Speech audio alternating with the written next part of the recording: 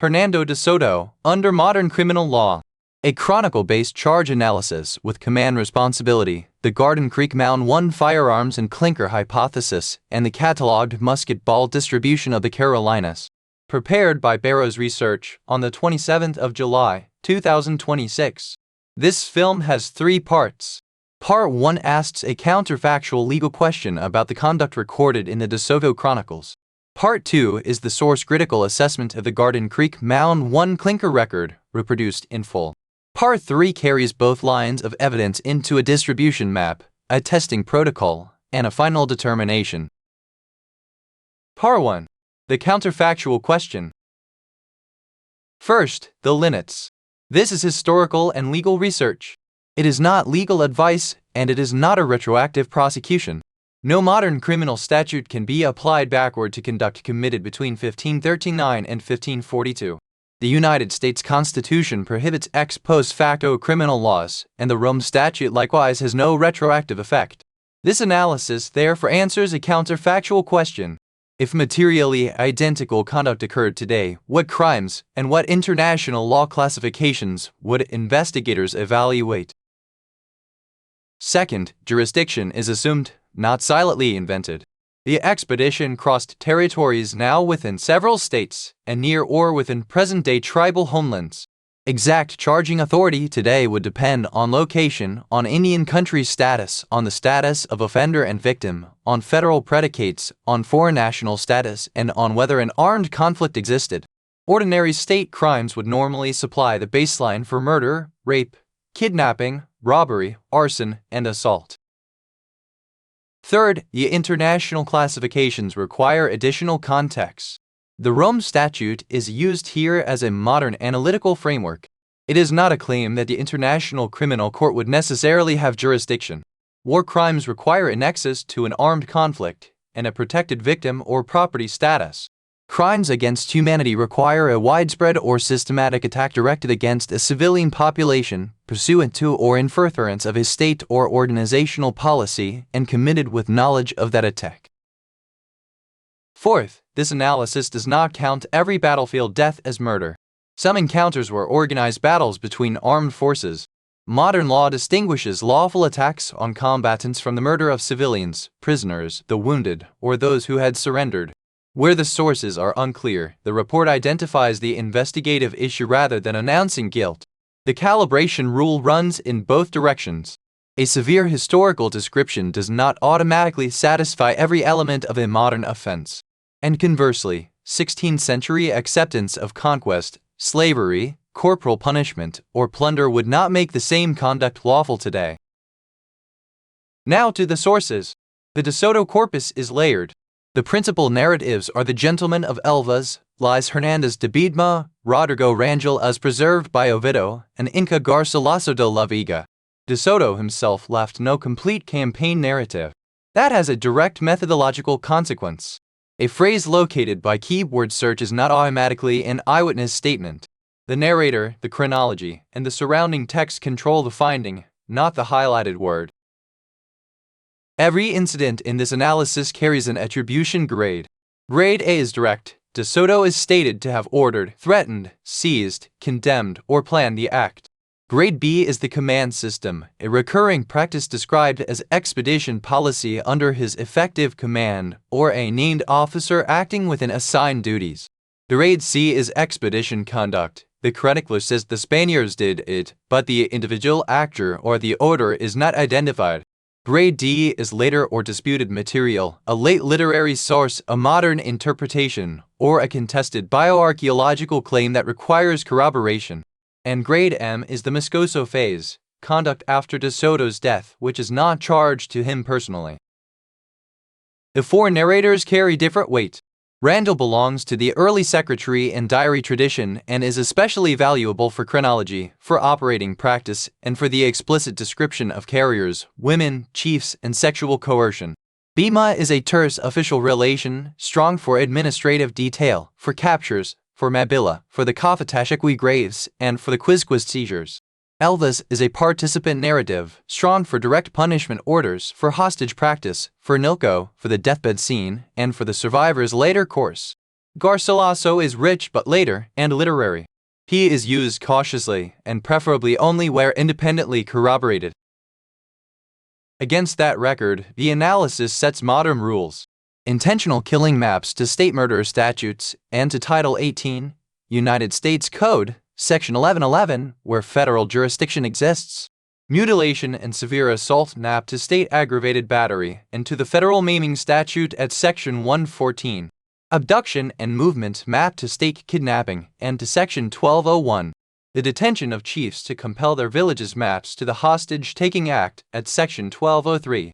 And forced carriers and servants map to the peonage, involuntary servitude, forced labor, and trafficking statutes at Sections 1581, 1584, 1589, and 1590.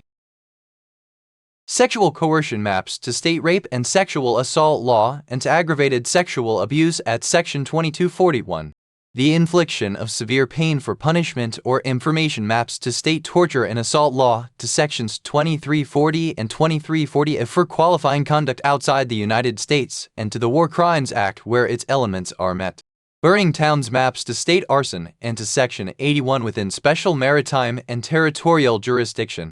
Religious and funerary property maps to state grave desecration law to the Archaeological Resources Protection Act on public or Indian lands to the NAPRA trafficking provision and to Section 247. And orders and assistance map to Section 2, aiding, abetting, counseling, commanding, inducing, or procuring an offense is punishable as a principle. On the international side, 5 provisions do the work. Article 7 of the Rome Statute governs crimes against humanity, murder, enslavement, imprisonment, torture, rape and sexual slavery, persecution, and other inhumane acts committed as part of a widespread or systematic attack against civilians with knowledge. Article 8, together with Common Article 3 of the Geneva Conventions, governs war crimes. Article 25 governs individual responsibility, commission, joint commission, ordering, soliciting, inducing, aiding, and abetting. Article 28 governs command responsibility. And Article 6, with Section 1091 of Title 18, governs genocide, which requires proof of specific destructive intent. The charge matrix separates what is very strong from what is qualified. Very strong on this record: murder, executed captives, and killings of people who were no longer fighting. Maiming, hands and noses cut off as punishment and as warning. Kidnapping and false imprisonment, guides, women, chiefs, relatives, and villagers seized and transported. Hostage-taking, chiefs retained to compel carriers, food, peace, and obedience. Forced labor and involuntary servitude, carriers chained and replaced when they died or fled. Robbery and pillage, food, hides, blankets, pearls, stores, and people seized by force. And arson, towns, dwellings, stores, and crops burned or destroyed. The qualified categories follow. Torture and cruel treatment is strong: a tortured guide, a killing by dogs, chains, stakes, and threats of burning. Rape and sexual slavery shows a strong pattern, but individual counts would need victim and perpetrator proof. Trafficking and enslavement is high. Grave and cultural property offenses are medium to high. War crimes carry strong potential if the armed conflict nexus and protected status can be established. Crimes against humanity are plausible to strong.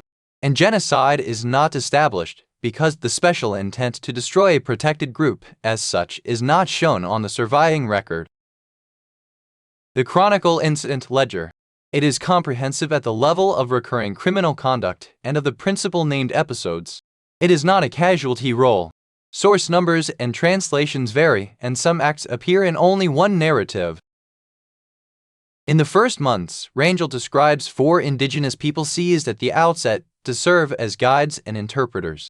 At Acida, Vasco Porcalo burned a village and had a guide torn by dogs. The same narrative reports a woman cast to dogs after interfering with a messenger. At Aguequiliquin, 10 or 12 women were seized, including a chief's daughter, and the chief himself was compelled to make peace and taken along. At Napatuca, Rangel reports captured chiefs bound to stakes and shot with arrows after one of them struck the Soto. And Elvas reports about 100 men and women taken in a single raid and divided among the governor, the captains, and the soldiers. By the Appalache phase, an operating method is visible. Rangel records hands and noses cut off, and the expedition repeatedly used visible bodily injury as a warning. Small parties seized people, searched towns, took stores, and used threats or violence to obtain information and supplies. Elvas reports women taken in Itara and Pitano and moved toward Cuba within the expedition's maritime logistics. And the accounts describe maize fields and stored provisions destroyed or consumed during punitive operations. That last point carries a modern question. If purpose and civilian effect could be proven, crop destruction raises a starvation method inquiry.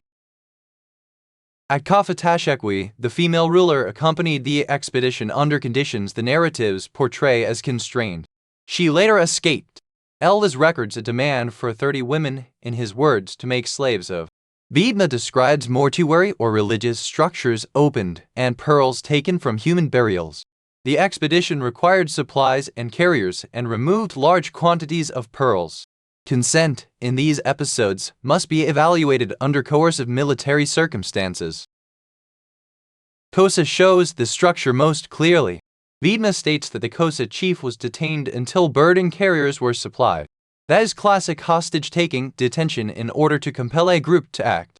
Elvas and Rangel describe captives placed in iron collars and chains and carried with the army. Rangel says the chief was released, but his sister was kept, and that he departed angry and in tears. Carriers were treated as slaves or servants, and replaced when death or escape reduced the labor force.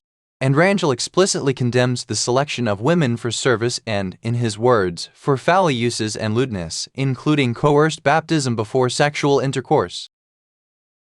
Tuscaloosa and Mabilla are the largest episode. Rangel calls the demand for 400 carriers and 100 women unjust and says the carriers were effectively slaves. The paramount chief was kept under guard while the expedition pressed its demands and moved toward Mabilla. Beta says De Soto ordered the town surrounded, assaulted from 4 sides, and burned. The sources report thousands dead. After the battle, Bima says captured women were divided as servants to wounded Spaniards. He also reports fat taken from the indigenous dead for the treatment of Spanish wounds, which, under international humanitarian law, would raise abuse of corpses and outrages upon personal dignity. The clearest individual counts come next.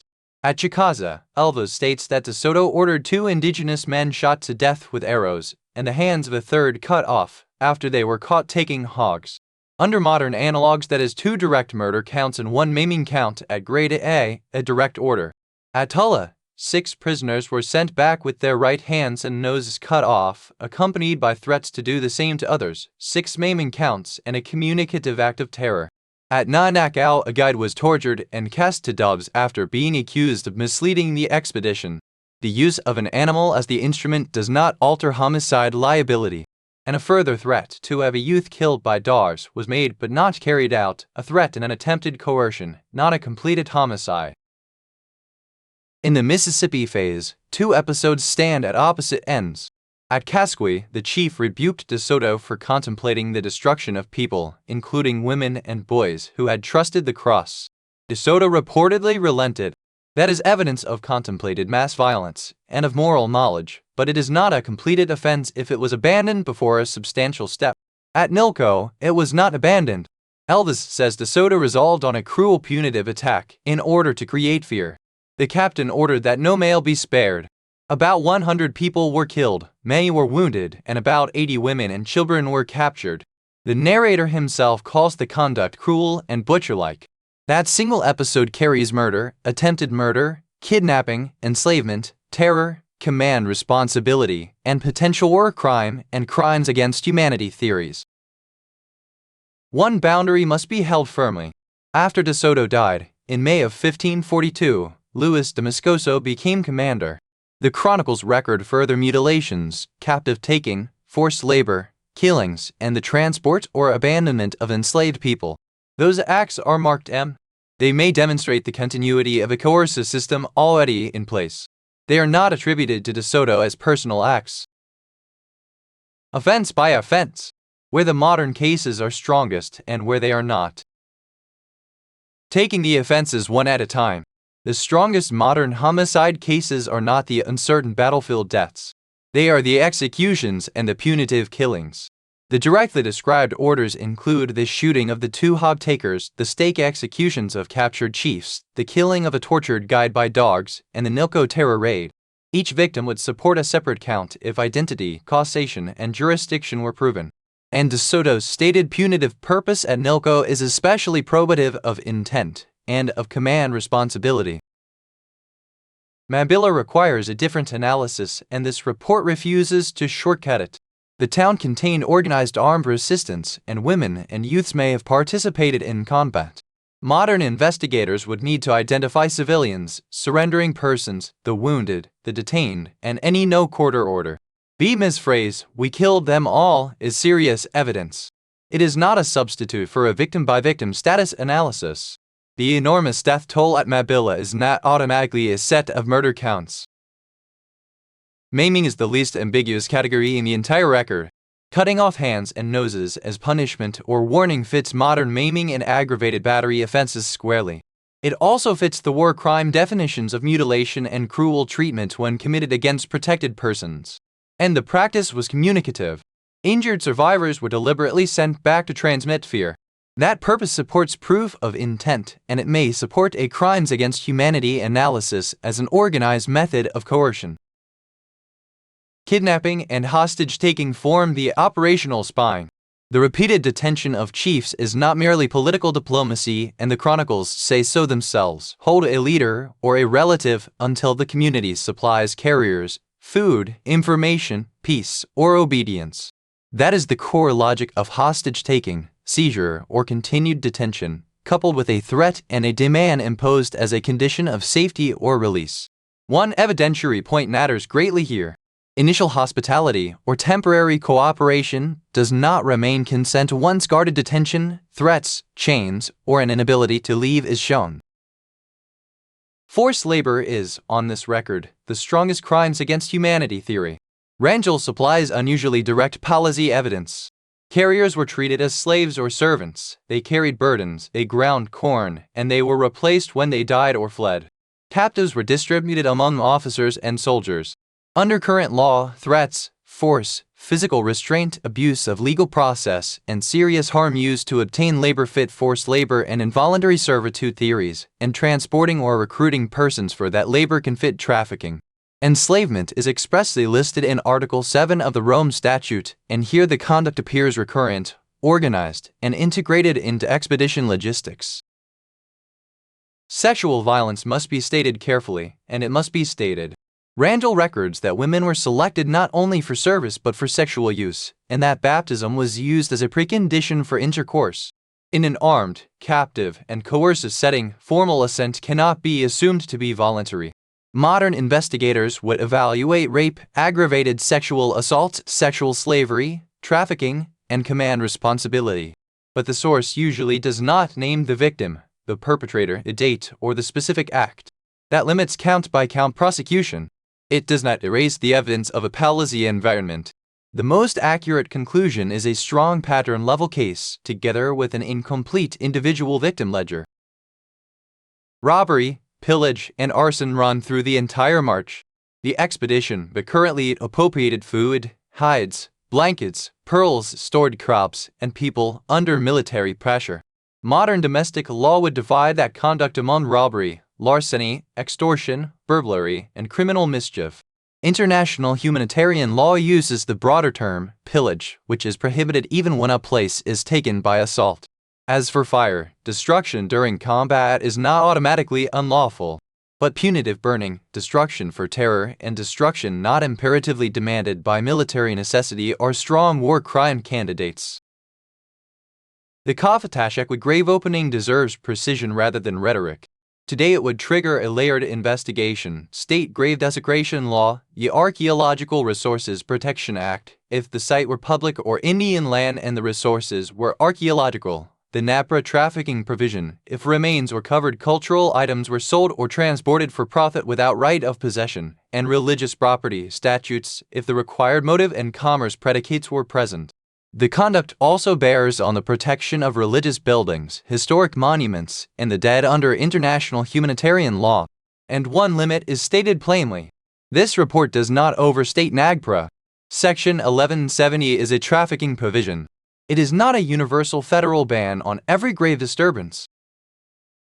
Element by element, the war crimes analysis reads as follows. Murder of captives and non-resisting persons, strong, where execution, surrender, detention, or civilian status can be shown. Mutilation and torture, strong. Hostage-taking, strong. Pillage, strong. Sexual violence, a strong pattern, with individual counts requiring proof. Attacks on religious or cultural property, plausible if the structures were not military objectives. And no quarter at Mabilla, investigate. The source language is severe, but combatant status and surrender evidence remain essential. The crimes against humanity theory is plausible to strong, and its strength lies in the word systematic. The expedition moved through many civilian populations using a repeatable method, seize the leaders, compel labor and supplies, take women, chain the carriers, punish resistance, raid the food, and burn or terrorize the community. This was an organized armed group with a command hierarchy and a logistical policy. Those facts could support the Rome Statute requirement of a course of conduct involving multiple acts committed pursuant to or in furtherance of a state or organizational policy. The live litigation issues would be whether the attack was sufficiently widespread or systematic, whether each charged act formed part of that attack, and whether De Soto knew of the broader course of conduct. His direct participation, his orders, the repeated detention of chiefs, and the chronicler's own description of the labor system would be powerful evidence. Genocide is not established, and the report says so plainly. The chronicles document killing, serious bodily harm, the captivity of children and adults, and destructive raids. Those are acts that can serve as genocide predicates. But genocide requires the special intent to destroy a protected group, in whole or in substantial part, as such. The more clearly documented objectives of this expedition were conquest, wealth, food, labor, intimidation, route control, and settlement. The present record does not prove the required destructive intent. It is also worth stating what is excluded and why.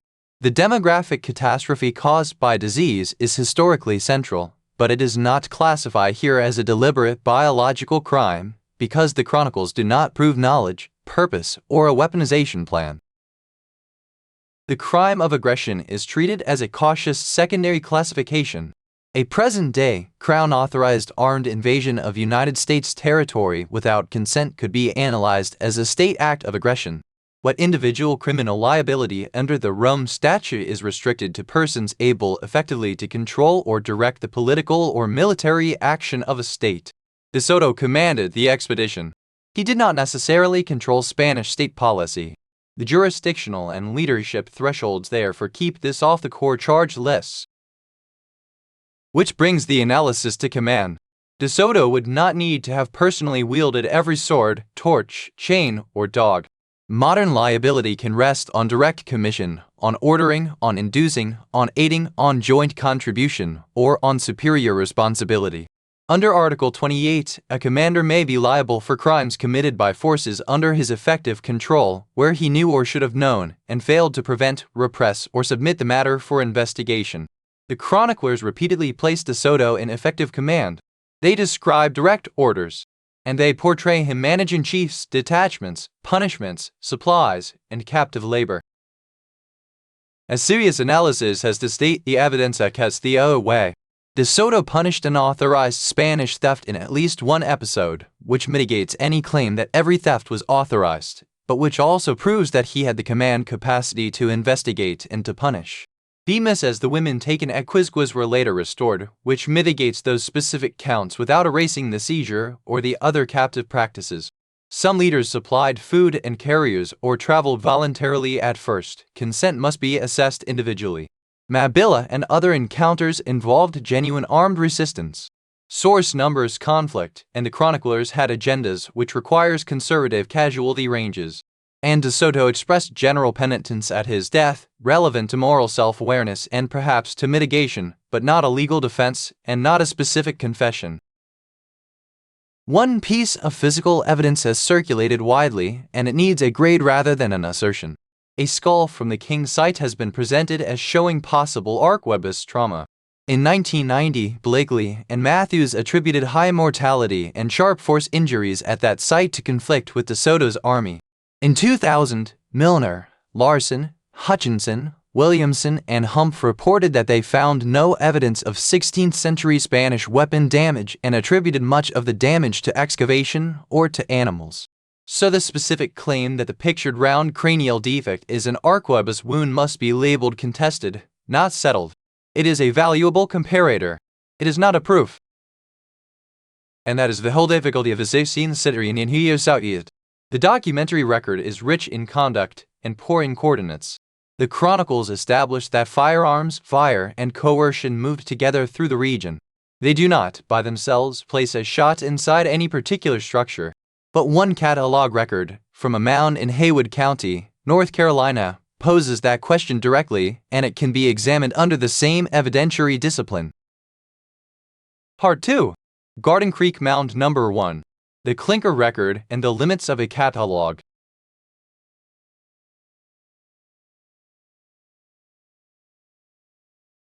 Among 17,715 catalogued records from the research laboratories of archaeology, one carries a single-word description. It is not a pot. It is not a point. The catalog gives it one word, Klinker. This is the record as it stands.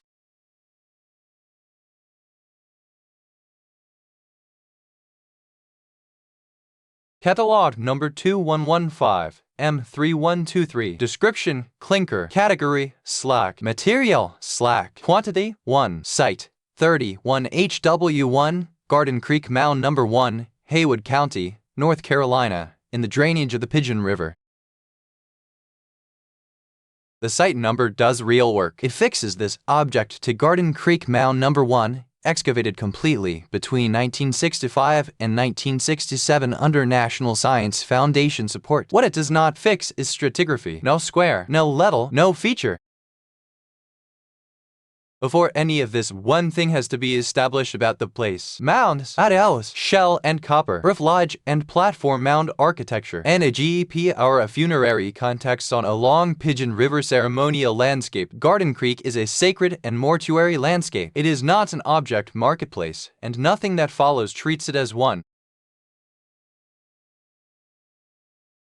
Garden Creek is not one site in time. The Appalachian Summit sequence here runs from Paleo-Indian through Qualla, 10,000 years of it. Mound No. 1 belongs to the Pisgah phase, the opening of the Mississippian period in these mountains. Occupation of the locality is given as running to roughly 1700.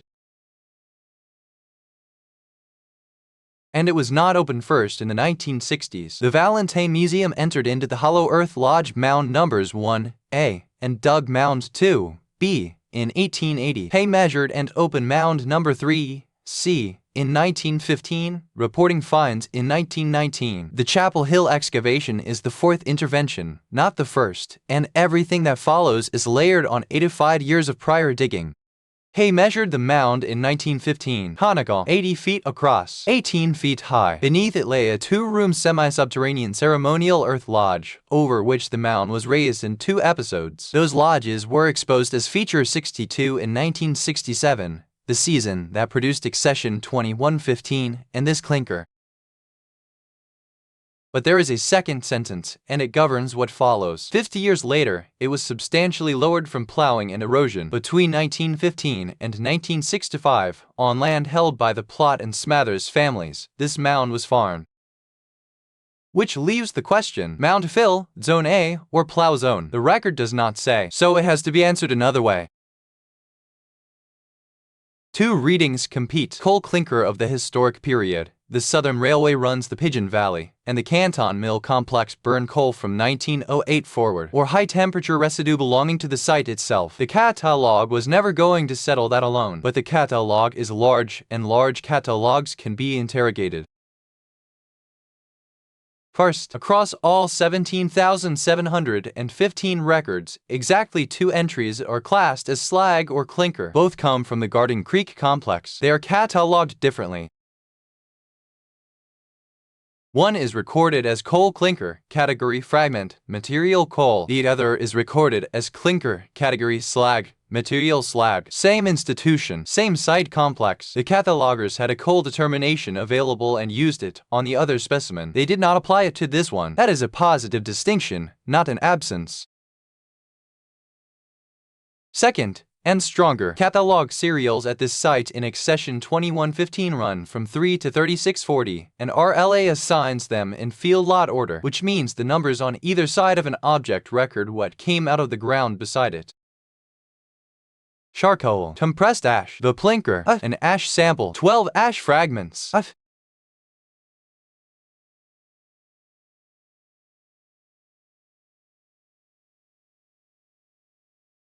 5 of the 8 ash records in the succession fall between serials 3121 and 3152. That window is 1.7% of the serial range, and it holds 62% of the ash. The Klinker sits at 3123, dead center. A stray fragment carried into a plowed field does not land in the densest ash concentration at the site. It lands anywhere. This one did not land anywhere. What it does not do is prove the case. Catalog adjacency is an inference about field order. It is not a field record and it is not a stratum. Serial runs break under recataloging, lot consolidation, or processing order. The inference is strong. It is not documentation. Third, 4 radiocarbon determinations are registered for the site, all submitted by CO. Calibrated against IntCal 20, they do not form one population. 1 Kinesti determination from Mound 2, 1 Pisgah determination from Mound 1, and 2 that co-labeled historic quala, which is where the problem lies.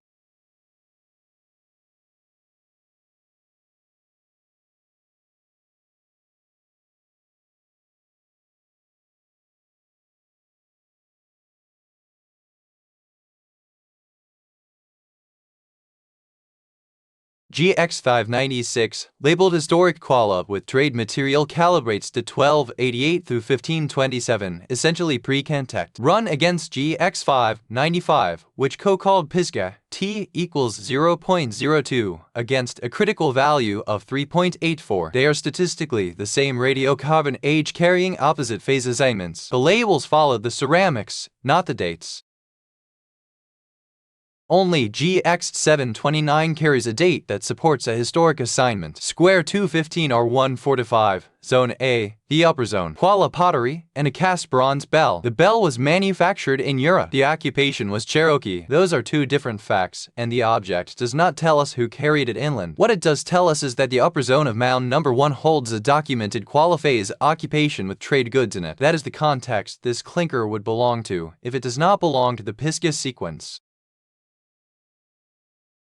And the Klinker is not the only post-contact object at mound number 1. 4 nails, 2 historic shards, 2 bullets, a bell, Coe's cast bronze bell, sitting in the catalog independently of the radiocarbon record, a peach pit, and the slag. Every one of those categories concentrates at mound number 1 and appears at neither of the other Garden Creek mounds.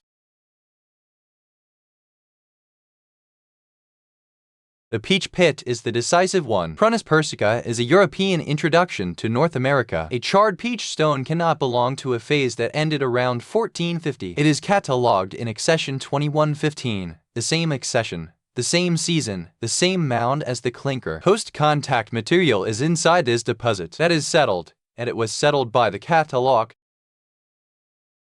Set against that, the material field records coal 5 times at the site and slag once. Those are 2 different catalog fields, so the comparison is cross-field and has to be stated as such. But the plain reading is available. Coal debris is present at mound number 1 and 1 piece of something fused.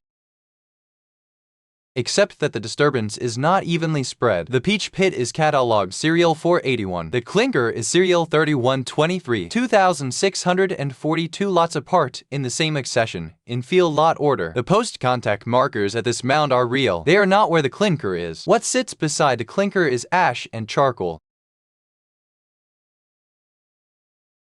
And there is one more sequence worth setting down, because it bears on how this material was received. December 1880, a Cherokee man in Macon County tells Valentine that images from these mountains are used by medicine men to bring rain. 1882, Rao returns an adverse verdict on the class. December 1882, Secretary Teller writes that medicine men are impostors, practicing deception by artifice and device. March 1883, Rule 6 makes their practice a punishable offense, and the objects used in it become instruments of a criminalized act. That same year, the Smithsonian sends Emmert to investigate the manufacture of imitations in western North Carolina. 1 vocabulary of counterfeit, 2 arms of the same government, inside 27 months. No order to the Smithsonian has been located, and none is claimed. Which brings the standard this project works to. Pre- and post-contact corpus. Fakes are retired. Object-level proof has been proven, and each object is resolved on its own by catalog concordance, custody, context, material testing, and source control. One at a time. This is one object. Rated. Site attribution. Proven that the specimen is a Klinker, a fused combustion residue. Proven on 2 independent catalog fields. A qualiphase component in zone of mound number 1. Proven on co-zone date and a cast bronze bell. Association with an ash concentration. Supported on catalog adjacency. The origin of that combustion, coal and historic, unresolved. 3 instruments remain. The RLA field specimen log covering lots 30, 120 through 30, 152, which would give a square and a zone. SEM-E, DS, and X-ray diffraction on the Klinker itself. Coal ash chemistry answers it one way, clay silicate chemistry the other. And chemistry on the 5 adjacent ash lots. Wood ash runs to calcium and potassium carbonates, coal ash to silica, alumina, iron, and sulfur. That third test is the cheapest, and it interrogates the context rather than the object. So here is where it stands. 1 Klinker, 1 slag record in 13,086. It sits at the center of the densest ash concentration at the site in an accession that also holds a peach pit that cannot be pisca, nails, bullets, glass, iron, lead, and brass. The catalog proves this deposit is mixed, which means no single mound number 1 context can be called sealed. In either direction, the Klinker is not confirmed by the ash, and it is not dismissed by the coal. It is resolved by chemistry, and the samples are curated in Chapel Hill, where they have been since 1967. Part 3. Distribution, Protocol, and Determination. Before going further, the standing position. The Garden Creek catalog proves site-level co-occurrence, 1 lead musket ball, 1 Klinker or slag record, extensive ash and charcoal, and abundant fired clay and daub. It does not prove that catalog number 2020 1A1657 and catalog number 2115M30 123 came from the same excavation unit, level, feature, floor, or event. The different catalog prefixes themselves warn against assuming immediate association. And on mechanism, a single brief discharge is unlikely to have manufactured true Klinker. The more plausible firearm pathway is ignition of a longer structural fire, the shot as trigger, not as the chemical maker of the material. The reason for that caution is visible in the catalog itself. Alongside the musket ball and the Klinker record sit compressed ash and ash samples, daub and fired clay abundant at site level, and other lead records, including a lead bullet, a lead ball, and a rifled 12-gauge slug. A rifled shotgun slug is a 20th century object. Its presence demonstrates a mixed historic to modern firearm overprint at site level, unless recorded depths can prove separation. It is also worth noting what the musket ball record does not contain: no image, no caliber, no weight, no casting scene, no impact deformation, and no provenience. Musket ball is a catalog label. It is not a confirmed, fired, de Soto era projectile. That raises an obvious question of regional context. How common is a catalog lead musket ball in the Carolinas? A one-page search of the catalog returns 36 records for musket ball, or lead musket ball, across North Carolina and South Carolina. 35 of them are assigned to 12 map sites. One carries only a general country provenience and cannot be plotted. The non-public archaeological locations here are generalized to nearby towns or count-to-level points. These are not exact site coordinates. The distribution is instructive, and it does not flatter the hypothesis. Coweta Creek Mound, in Macon County, accounts for 13 of the 36 records. Guilford Courthouse National Military Park and Upper Saratown account for 6 each. Garden Creek Mound number 1 has exactly one. Catalog number 2021 is 1657. And the records span sites with radically different historic contexts, including a Revolutionary War battlefield. The category musket ball is not itself a 16th century date. Round lead shot is regionally common and chronologically nonspecific. The register, site by site. Town Creek Village, 31 MG3, Montgomery County, North Carolina, 2 records. Fort Watson, South Carolina, site 28, Clarendon County, 1. On 3, Union County, 1. Garden Creek Mound number 1, 31 HW1, Haywood County, 1. Ma 73, Macon County, 1. Warren Wilson, The Faucet Site, 31 BN29, Buncombe County, 1. And Coweta Creek Mound, 31 M, a third of 4, Macon County, 13. Continuing. Forbes Creek, 31 YT1, Yadkin County, 1. Guilford Courthouse National Military Park, 31 GF 4-4, Guilford County, 6. Upper Saratown, 31 SK1A, Stokes County, 6. The Sharp Site, 31 RK12, Rockingham County, 1. Newtown, Loci 1-3 and 6-7, South Carolina Site 632, Lancaster County, 1. And 1 record carrying only a general country provenance catalog number 2320-32, which is not mapped. The limitation must travel with the map. It reproduces the site distribution from a supplied catalog search list. It does not assert that all 36 records are fired projectiles, that they are contemporaneous, that they were recovered in secure context, or that any of them is associated with DeSoto. It is a catalog distribution aid. It is not a DeSoto route, and it is not a single-period assemblage. What it does establish is that Garden Creek requires object-level typology, alloy and isotope study where useful, and exact recovery context, because the regional background rate of round lead shot is not low. The path forward is archival before it is analytical. 5 document requests carry the highest priority. First, catalog cards, field inventory sheets, unit and level records, feature forms, photographs, and bag labels for both the musket ball and the Klinker.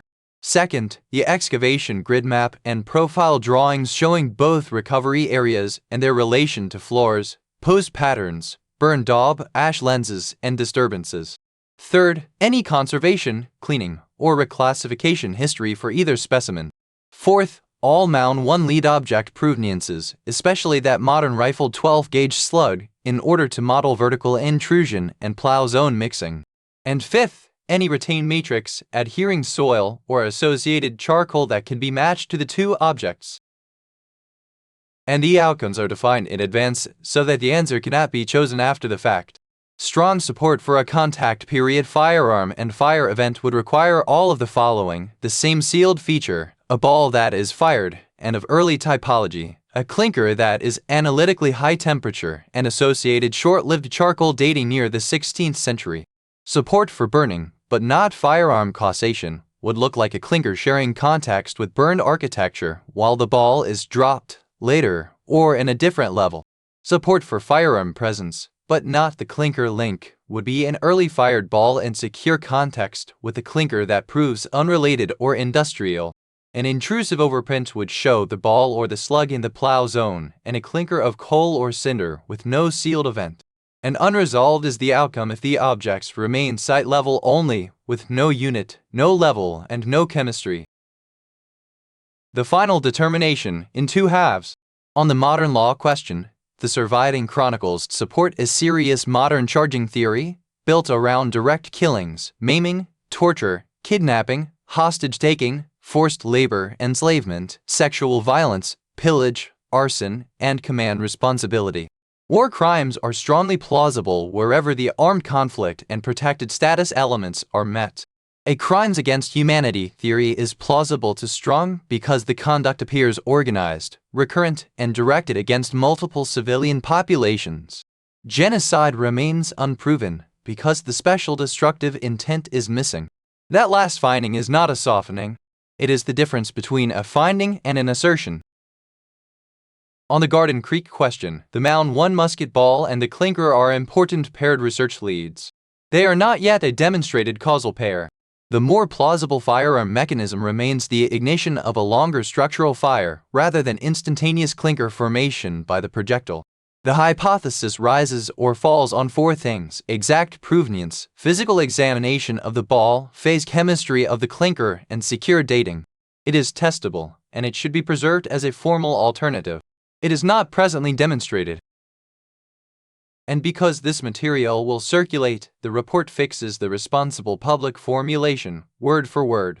The Garden Creek Mound 1 catalog contains both a lead musket ball record and a clinker or slag record, together with extensive evidence of burning.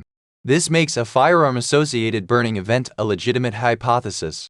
It does not yet establish that the two objects came from the same feature, that the ball is 16th century or fired, or that when harquebus discharged directly formed the clinker.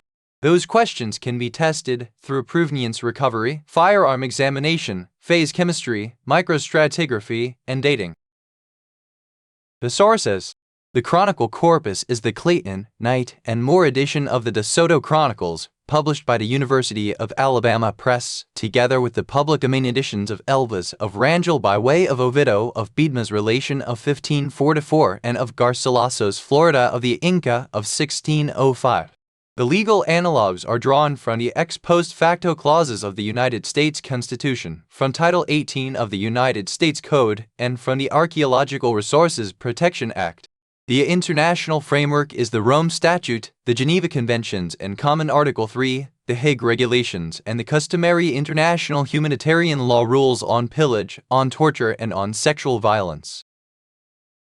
On the archaeological and physical side, the catalog export for Garden Creek Mound No. 1, the Barrows Research Heating Evidence Report, and the Garden Creek and Mount Pisgah Thesis, the two opposed King site studies in American antiquity, from 1990 and from 2000, the physical literature on lead melting, on clinker sintering, and on archaeometallurgical slag identification, and the one-page catalog search result of 36 musket ball records across the two Carolinas. Web editions are suitable for research control. Publication quality quotation should be checked against the cited print edition and against the original language. This has been a combined research film from Barrows Research. Part 1, a counterfactual modern law analysis of the conduct recorded in the De Soto Chronicles. Part 2, the source critical assessment of the Garden Creek Mound No. 1 clinker record. And Part 3, the catalogued musket ball distribution, the testing protocol, and the determination. It is historical and legal research. It is not legal advice, and it is not a retroactive prosecution. Findings are graded, inferences are flagged, and every claim remains open to correction by the documents.